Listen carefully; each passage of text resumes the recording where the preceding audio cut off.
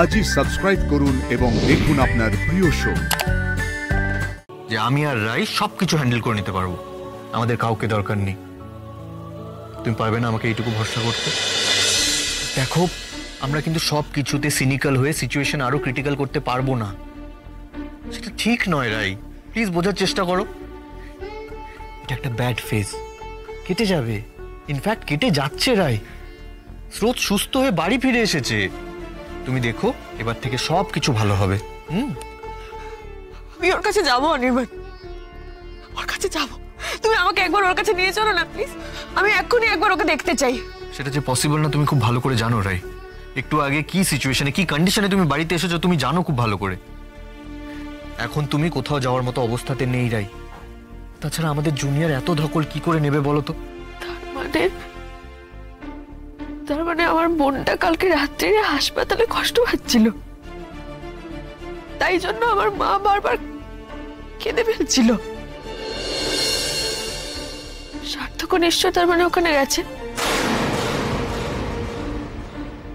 দাদা ভাইও তার মানে ওখানেই ছিল কালকে, তাই তো? রাই প্লিজ প্লিজ এরকম করো না। দেখো, সবাই কিন্তু সিচুয়েশন অনুযায়ী বিহেভ করছে, তোমাকেও তাই করতে হবে। স্রোতের অপারেশন ভালো হয়েছে, সাকসেসফুল হয়েছে, আমি বলছি তো। সার্থক গিয়ে ওকে নিয়ে এসেছে, ও ঠিক আছে। সার্থক আমার সাথে যোগাযোগে ছিল সব সময়। দেখো, আমরা সবাই কিন্তু সিচুয়েশন হ্যান্ডেল করার চেষ্টা করছি। তোমাকে আমাদের সবার সাথে কোঅপারেট করতে হবে তো। করতে চাইছি, আমি করতে চাইছি কোঅপারেট, কিন্তু একবার ওকে আমি দেখতে চাই অনির্বাণ, প্লিজ। ওকে একবার আমি দেখতে চাই অনির্বাণ। ওকে আমি চিনি, ও তো আমাদের বাড়ির সবার ছোট, সবার থেকে প্রিয়। ও নিশ্চয়ই এরকম পরিস্থিতিতে আমাকে বা বাড়ির সবাইকে ওর পাশে চাইছে অনির্বাণ। আচ্ছা, তুমি একটা কথা বলো, আমার বোনের এত বড় একটা অ্যাক্সিডেন্ট ঘটে গেছে, আমি জানি না, তাকে একটা বার দেখার জন্য মন ছটফট করাটা কি অন্যায়? আমি শান্ত থাকতে পারছি না তো এসব, আমি থাকতে চাইছি কিন্তু পারছি না। আর এগুলো তো আমার হাতে নেই, বলো। আমি একবার ওকে দেখতে চাই প্লিজ। আমি বুঝতে পারছি রাই, কিন্তু তোমার সেই কিচ্ছু না পারা ছোট্ট বোনটি যে এখন একজন সিরিয়াস বুদ্ধিমতী ডক্টর, সেটা তো তুমি জানো। স্রোত আমাকে নিজেই বলেছিল তোমাকে কিচ্ছু জানাতে না, তাই আমি তোমাকে তখন কিচ্ছু জানাইনি, এখন সবকিছু জানাচ্ছি। আর তুমি একবার ভাবো তো রাই, তোমার থেকে ছোট, তোমার ছোট বোন, সে অত বড় একটা ঘটনা ঠান্ডা মাথায় কি সুন্দর হ্যান্ডেল করলো। আর তুমি ওর বড় দিদি হয়ে ওর মনে একটু জোর দিতে পারবে না এখন? যদি তুমি সেটা করতে পারো রাই, তাহলে সেটাই কিন্তু প্রমাণ হবে যে তুমি তোমার বোনকে সত্যি ভালোবাসো, কেয়ার করো ওর প্রতি। আমি প্যানিক করছি না অনির্বাণ, আমি শান্ত আছি আর শান্ত থাকবেও। শুধু একবার আমি ওকে চোখের দেখা দেখতে চাই প্লিজ, একবার। অনির্বাণ, ওকে বরাবর দু হাতের মধ্যে আমি ওকে এইভাবে আগলে ধরে রেখেছি, সেখানে আমার ছোট বোনটা আজকে এত বড় একটা যুদ্ধ জয় করে এসেছে। আমি একবার ওকে একটু আদর করতে পারবো না? একবার একটু ওর কাটা জায়গায় হাত বুলিয়ে দিতে পারবো না বলো? কেন পারবে না রাই? নিশ্চয়ই পারবে।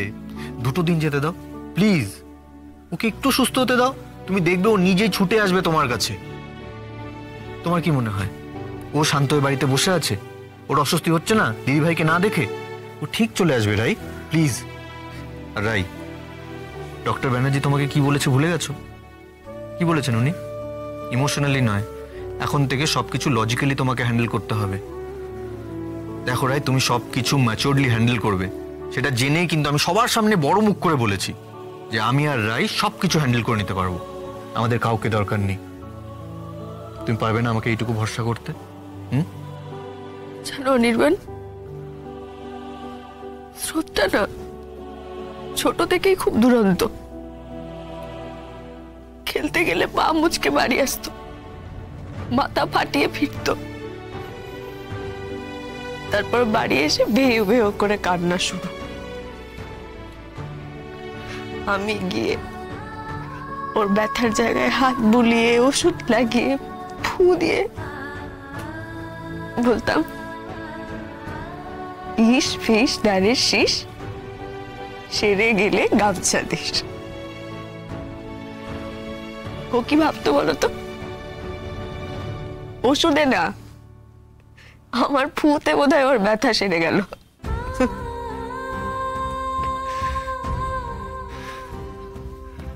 আজকে আজকে ওকে কে ফু দেবে অনির্বাণ? কথা বলবে ওর সাথে?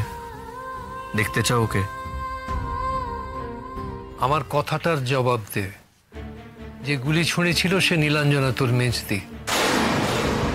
তুই তাকে দেখেছিস, দেখে চিনতে পেরেছিস, ওর গলা বুঝতে পেরেছিস, তাই সকলের কাছে অস্বীকার করছিস, বলছিস যে তুই কোনো ডাক শুনিসনি। আমি ঠিক আন্দাজ করেছি তো? তাহলে তুই সার্থককে বলছিস না কেন? ও তো ভুল বুঝছে তোকে। বাপি, বাপি প্লিজ তুমি আমাকে কথা দাও, তুমি তোমার সন্দেহের কথা সার্থককে বলবে না প্লিজ। প্লিজ যেন যেন মেসি ভাইয়ের কথা ওর মাথায় না আসে। ও এমনিতে দলটাকে ধরার জন্য পুলিশের রাতের ঘুম কাটতে উঠে পড়ে লেগেছে, আমার বন্ধুদেরকে খুঁটিয়ে খুঁটিয়ে প্রশ্ন করছে, আমাকে বারবার একই কথা বলছে। এখন তুমি যদি তোমার আন্দাজের কথা ওকে বলো বাপি, ও আরো বেশি পাগলামি করবে। আমার আমার মেসি ভাই বলে ও একটু ক্ষমা করে দেবে না ওকে। ওই মুহূর্তে প্রচন্ড রেগে আছে বাপি, প্রচন্ড। এটা সাধারণ কোনো ঘটনা তো নয় স্রোত। তোর গায়ে গুলি লেগেছে, সেটা তো আরো সিরিয়াস কিছু হতে পারত। আমরা কেউই ব্যাপারটা লাইটলি নিচ্ছি না। এর পেছনে যেই থাকুক তাকে ছেড়ে দেবার কোনো প্রশ্ন ওঠে না। তোর কথা শুনে আমি কিন্তু বুঝতে পারছি যে তোর মেজদি সমস্ত কিছুর মূলে না থাকলেও এর সঙ্গে রয়েছে, এইরকম একটা ক্রাইমের সঙ্গে জড়িয়ে আছে। আচ্ছা স্রোত, সত্যি করে বলতো, এমন কি হতে পারে যে নীলাঞ্জনা তোর দিকে ইচ্ছে করে গুলিটা ছুঁড়েছিল? না না না না বাপি, না না, কিছুতেই না। না, আমি দেখেছি ও পিস্তল হাতে কেমন থমকে গেছিল। আর আমি এখন বুঝতে পারছি ওরকম একটা জায়গায় ওকে আমার সাথে মুখোমুখি হতে হবে ও বুঝতে পারেনি, ভাবতেও পারেনি বাপি। তার মানে ওরা যে ওকে কিডন্যাপ করেছিল তারপর থেকে ও ওদের সঙ্গেই রয়ে গেছে, ওদের একজন হয়ে গেছে। বাপি প্লিজ তুমি এ নিয়ে আর ভেবো না। আমি আমি জানি না ও ইচ্ছে করে এই দলটার সঙ্গে আছে নাকি নাকি ওকে বাধ্য হয়ে থাকতে হচ্ছে। তবে আমি এইটুকু জানি বাপি, সার্থক যদি সবটা জানতে পারে তাহলে আমি ওকে আর আটকাতে পারবো না।